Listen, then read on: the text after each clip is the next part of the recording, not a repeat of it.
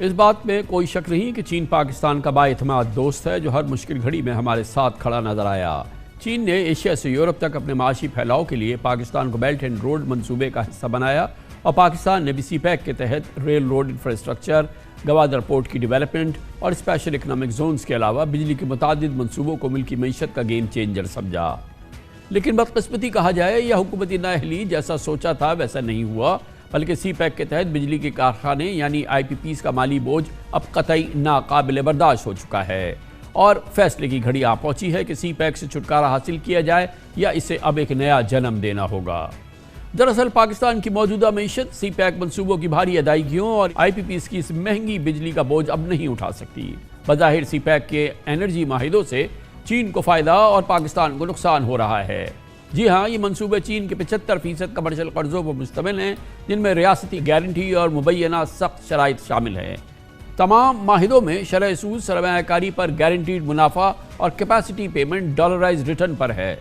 صرف پچھلے سال ہی سی پیک پاور پروجیکٹ پر 868 ارب روپے کی کیپیسٹی پیمنٹ ہمیں دینی پڑی۔ نواز لیگ کی حکومت ہو یا پی ٹی آئی کی حکومت، پچھلے 9 سال میں سی پیک کے واجبات اور ادائیگیاں حکومت کے اعصاب پر بھاری بوجھ بن چکی ہیں۔ تشویشناک بات ہے کہ 90% چینی قرضوں میں پبلک یا پرائیویٹ فائنینسنگ ریٹ کا کوئی فرق نہیں۔ اسی لیے دیر آیس درست آید اور اب وقت آ گیا ہے کہ سی پیک کے قرضوں پر نظر ثانی کی جائے، لیکن شاید چینی کمپنیز اپنے ونڈ فال منافعوں میں کمی یا نظر ثانی کو تیار نہیں۔ اس لیے بچت کے صرف 2 ہی راستے ہیں۔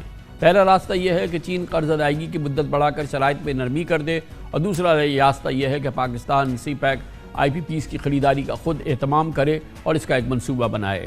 کل ہمیں انٹرویوز میں سی پیک امور کے ماہر جناب خالد منصور اور سابق چیئرمین ایف بی آر شبر زیدی صاحب کا کہنا تھا کہ کئی قابل عمل تجاویز موجود ہیں۔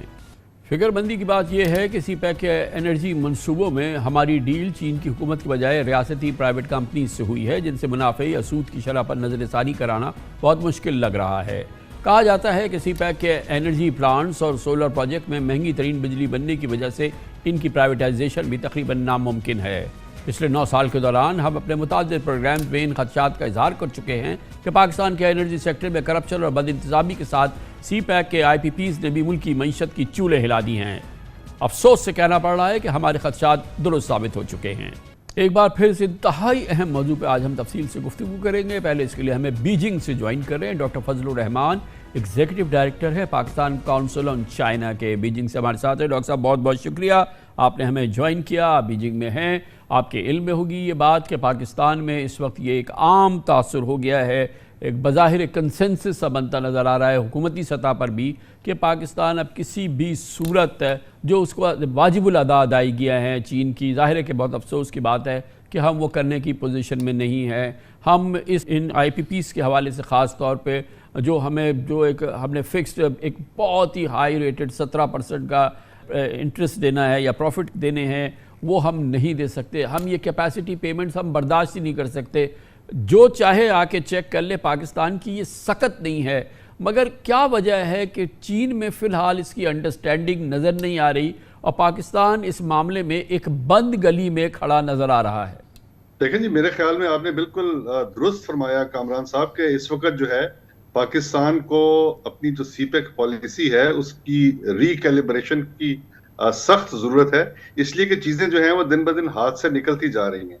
آئی پی پیز تو ایک ایشو ہے، لیکن اس کے علاوہ سی پیک کے اور بہت سے ایسے ایسپیکٹس ہیں جن کا کہ اس کے اوپر ڈائریکٹ امپیکٹ آئے گا۔ فی الحال جو ہے وہ چینی حکومت کی طرف سے جو ہے پاکستان کو کوآپریشن کی جو ہے اور پاکستان کی اکنامک ریکوری میں معاونت کی جو ہے وہ پیشکش اپنی جگہ موجود ہے، لیکن چین کو انگیج کرنے کے لیے ہمارے پاس میرا خیال ہے اتنی کیپیسٹی یا وہ کیلیبر جو ہے وہ اس وقت ہماری لیڈرشپ میں مجھے نظر نہیں آ رہا ہے جو کہ چینیوں کو انگیج کریں۔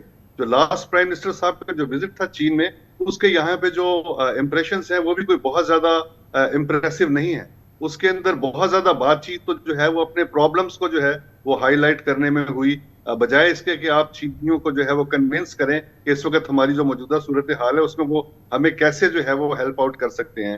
اسی طرح سے انویسٹمنٹ کے ایسپیکٹ میں بھی جو ہے وہ ملبہ جو ہے وہ ادھر سے ادھر جو ہے وہ شفٹ ہوتا رہا، لیکن کوئی ایسی پروپوزل، کوئی ایسی چیز سامنے نہیں آئی جس کی وجہ سے چینی انویسٹرز جو ہیں پاکستان میں انویسٹ کریں۔ تو میرے خیال میں ایک جو ہے ہمارے ہاں سوچ کی تبدیلی ہے